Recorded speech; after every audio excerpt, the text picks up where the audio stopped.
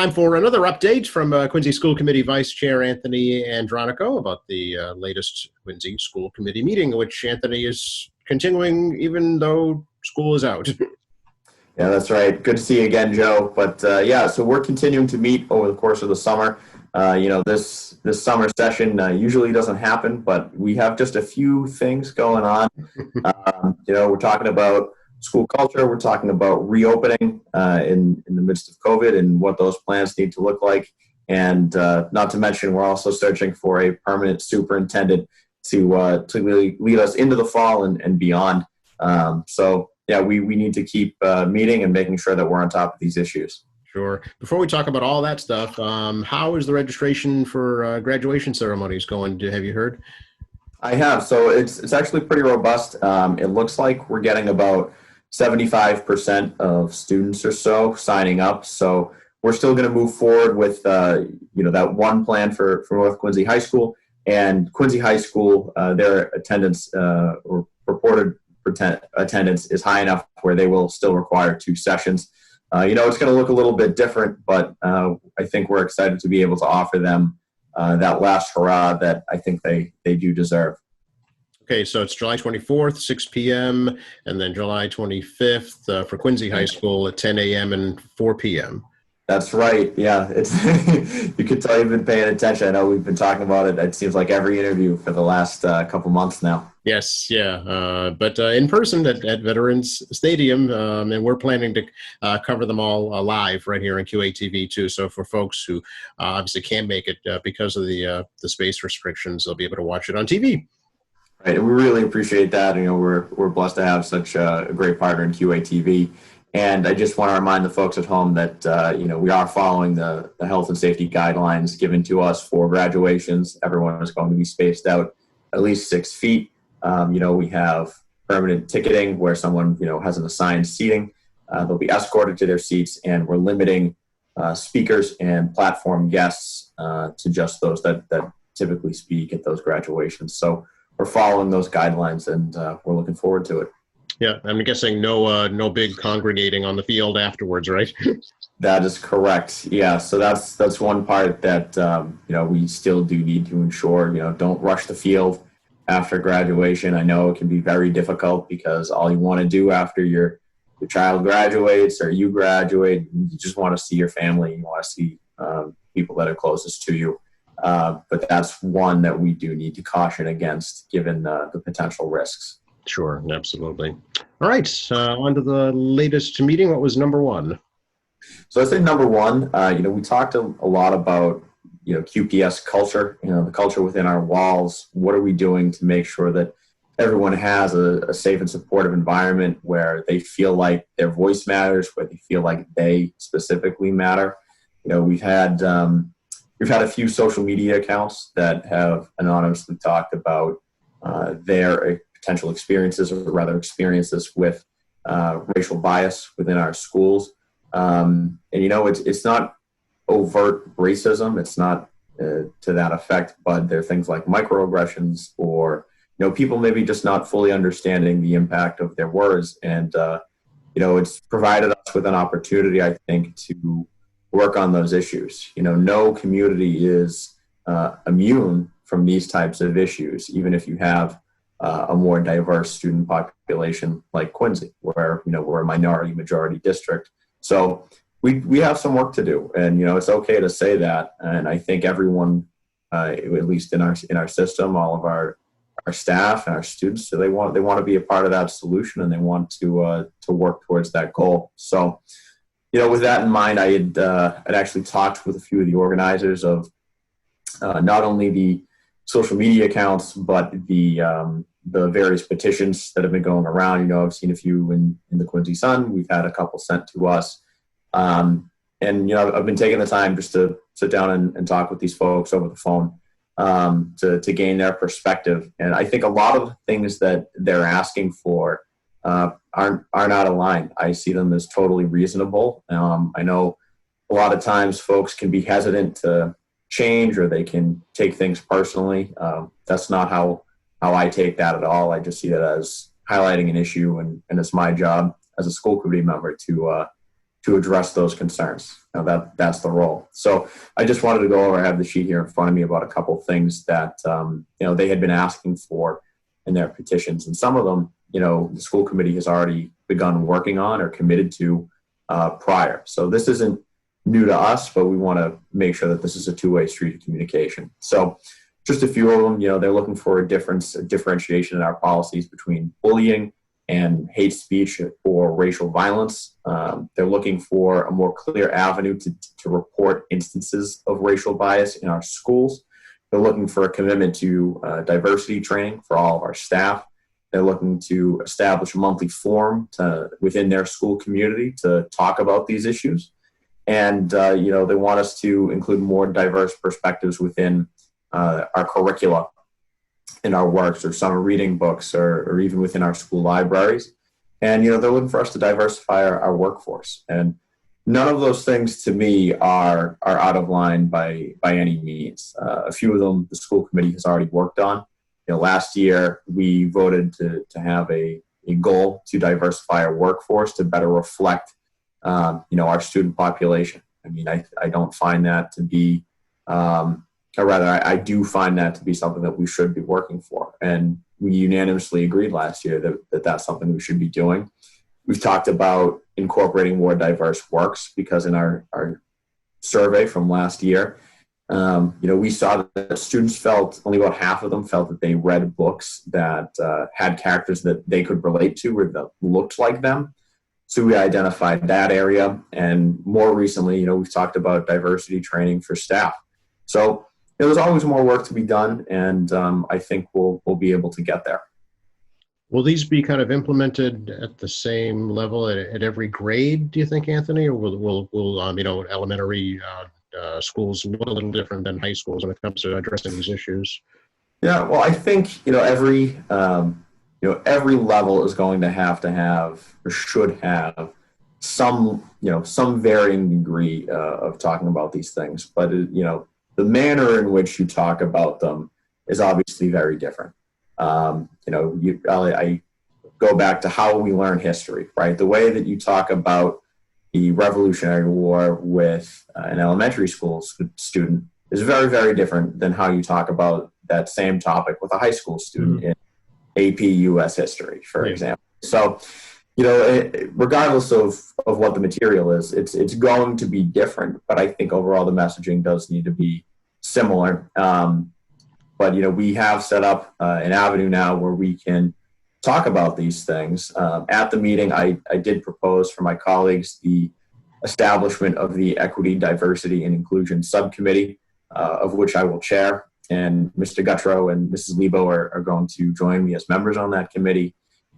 So we have a structure in place to talk about this stuff. I think it's important that even after the more recent round of activism is over, that we still talk about these issues, because just because people aren't speaking up more about them, it doesn't mean that after they stop that these issues are solved or you're done discussing them. So we need to have that moving forward. I am proud to say that Quincy is one of only a handful of school committees in the state to have a subcommittee specifically dedicated to these issues. And that's not to say that we are further along than other communities or that other communities aren't doing anything. They absolutely are, and some are further ahead than us. But we are saying that this issue is important. It's going to continue to be important, and that's why I had proposed that we set this up as a permanent subcommittee and not just an ad hoc to deal with this specific time that we're in. So I think we have a lot of work to do. But we're going to need buy-in from everyone in the community to make sure that we address these concerns and work towards something together. Do you anticipate there will be outside groups brought in to deal specifically with, say, staff training or at least facilitating, a discussion among staff and students? Yep, I would say so. We had Visions Inc. brought in to talk with us at our last meeting just about some of the services they offer, what were their thoughts on these issues, from an outsider perspective on Quincy. What are some things that you can maybe recommend moving forward? We've already committed to diversity training for staff. A few of those sessions have already taken place. at the higher up level, and we're looking to implement that, further down the line for staff, for our teachers, and make sure that they're integrated into this as well, because they're going to have to be. Yeah. So we talked about that, and I think when we talk about maybe having a listening session where people can vent and have a space where they feel comfortable talking about these things, if you have an employee of Quincy Public Schools be the moderator or responsible, I'm not certain if people are going to feel 100% comfortable. And that's not to say they're not comfortable with the individual. They're just not comfortable with the title that individual holds. And so we're going to have to look at bringing in a third party. Who that is remains to be seen. And that's something the committee is going to work out over the summer, and the administration's going to have to work out, though. Yeah, that's a great point. Not only when it comes to issues of racial justice, even bullying. Sometimes folks just need to have a safe place where they feel that they can, talk about that, where they won't be intimidated or judged, basically. Right, and that's sort of the impetus for some of these social media accounts is that at a certain point there were people that felt that they couldn't go to a QPS employee to talk about that, and that's really disheartening as a school member. It's disheartening as someone that went through QPS and just cares about Quincy. I want people to feel like this is a trusted place. Like you can trust us. We genuinely care about these issues, and we'll hear you out, and we'll work with you on these things. So I hope that's the message that people get moving forward, is that we do care. We care about everyone's perspective, and we're committed to working together on it. Very good.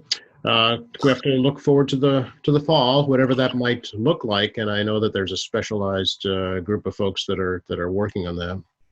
Yeah, so we have our reopening task force, which is about 20 members of various stakeholders, folks that work on the school side, folks that work on the city side, public buildings, legal, health. It's just it's a very large group. Yeah. Any students in that group, Anthony? I can't recall off the top of my head, but I do know I'm not a part of those specific discussions yet. Right. That group is reaching out actually this week through virtual focus groups. Notifications went out last week to get the parent and student perspective on reopening. What are families comfortable with? What are they not comfortable with? What are they looking for in a reopening plan? In just getting those thoughts. So, parent input and student input is crucial for us. We do have a survey out to our teachers as well, because they're certainly a very large part of this. So we're still working through, the task force is still working through what those plans are going to look like. But per state guidelines, we have to have a full in-person plan, a full remote plan, and also a hybrid plan. So 3 plans need to be presented to the school committee or developed by the school committee. The reopening task force is taking on that work. And we should have a plan, I'd say, in another week and a half to 2 weeks, sort of closer to the end of July. And then, again, state requests, these aren't really guidelines, but state requests, Commissioner Riley did ask the school committees not vote on a plan for reopening until August at the earliest. So, we're trying to balance input from the community, listening to public health experts, and then beyond that, after you pick a plan, we do need to leave enough time to clearly communicate that plan and communicate to families what are the contingency plans going to look like. Let's say you go with a hybrid plan or full in-person, well, at what point do you scale back if there's a rise in positive cases in a school, in people that come into contact with those folks, or within the city in general? Maybe they're not school personnel, they're not families that go to QPS, but cases are higher. Mm-hmm. Those are still things that are going to be worked out. We have a lot of difficult questions, and we're doing our best. And I understand, essentially, regardless of the plan that we pick, some people are going to be happy and others aren't going to be happy. It's just sort of the situation we're in. But, we do want to make sure that families feel heard and that we pick one plan that we can at the time say that this was the right move and point to the public health data as to why, any plan we pick needs to be backed up by that data. Yeah, I know it's an issue even now over the summertime. There's a special ed class up at North. Some folks are being forced to quarantine because one of the teachers tested positive. So it's here. It's not going away. It needs to be dealt with. Yeah. Right. We've already encountered it. Just the first couple of weeks of that very, very limited program. Very limited in scope, in number of individuals involved, and I've already had to say to a family or a teacher, that you have to quarantine. That's how it goes. So, yeah, even if you go back in a hybrid model, let's say a teacher comes down with COVID, then what do you do? So that teacher obviously quarantines. Right. All of their students quarantine. If they're at the high school level and they have multiple classes, do all of those classes have to quarantine? And then all those families? So a lot of difficult questions, and we certainly know that. I personally do not have all the answers. I don't think I will end up having a full answer to every single question, but we're going to have to make a judgment call at a certain point in time. Yeah. And again, if families, if anyone listening has an opinion, you can always reach out to me or any of my colleagues via email. Mine is Anthony Andronico at quincypublicschools.com, and every email address does have the same layout, at least for school committee members, first and last name at QPS, quincypublicschools.com. I know the state teachers union is lobbying for kind of a phased-in reopening of public schools, just like the economy. Is that something that you're considering in Quincy too? Do you think? No, I think at this point we're open to anything. I think sometimes we can get a little wrapped up in state groups or even national groups that say, well, this is how you should be doing it. Yeah. But when it comes down to it, every community is different. Yeah. Every single one. Quincy isn't Boston, and at the same time, Quincy isn't Nantucket, where they're already isolated, and I don't think they have any cases at this point in time, or they're extremely limited. So every community is different. I'm more interested to know what our Quincy teachers feel. And I think I let the QEA speak for themselves on if they agree with the MTA's plan or proposed or not. But you need to work with all of your stakeholders, and that includes your teachers. I don't want to get too wrapped up in what the MTA and the state level has to say on it. I'm focused on the local. Very good. Well, whatever you decide, we'll help you get the word out here at QATV, certainly. We appreciate that. Thanks, Joe. Oh, and by the way, during all of this, you still have to pick a new superintendent. Yeah, that's right. How could we almost forget? So, where we're at right now in the superintendent search, I actually this week, potentially as you and I speak, Joe, the search committee is interviewing semifinalists for the position. From my recollection, they received about 20 candidates or so that were from across the country. And they picked, I believe, eight or nine semifinalists that are also from across the country. I mean, when we say it's a national search, we meant it. And not only did we get applicants from across the country, but we've at the very least selected semifinalists from across the country. And we also have a few local candidates. So it's, it depends. I can't talk specifics on it, but they're interviewing semifinalists, and again, at the end of those interviews, the search committee will pick 3 to 6 external candidates to give as finalists to us. And the school committee will also interview any internal candidates as semifinalists. So they'll make the decision on that, internal or external. The search committee will be scoring individuals according to the criteria that we came up with on a matrix. That information will be handed over to the school committee, and then we'll go from there. We do have a brief meeting, the school committee, in the next day or so to talk about the timeline. I think we're going to ultimately take a vote to push out the rest of the timeline by 1 week So finalist interviews would begin on August 3rd and run for 2 full weeks, the week of August 3rd, the week of August 10th. And then the following week, we would look at making a vote on the 19th of August for a permanent superintendent. And then from there, just as a reminder, the next superintendent doesn't just start right away. Their start date is pending contract negotiations. And every start date or every candidate is going to have a different situation. They could a current superintendent, pretty far away. They could be a separate interim superintendent. They could be an assistant superintendent somewhere, or any number of things. I don't really pretend to know because we haven't picked one. But that start date is TBD, depending on negotiations by the school committee. Okay, very good. I think we've touched on a lot for sure. Yeah, and actually, just before we go, I want to make sure folks know we did publish the findings of the leadership profile survey. We had in total over 1,000 people respond to that survey. It was 973 responses on the online survey, 120 people in the virtual focus groups that helped inform it. And that was prepared by the Mass Association of School Committees.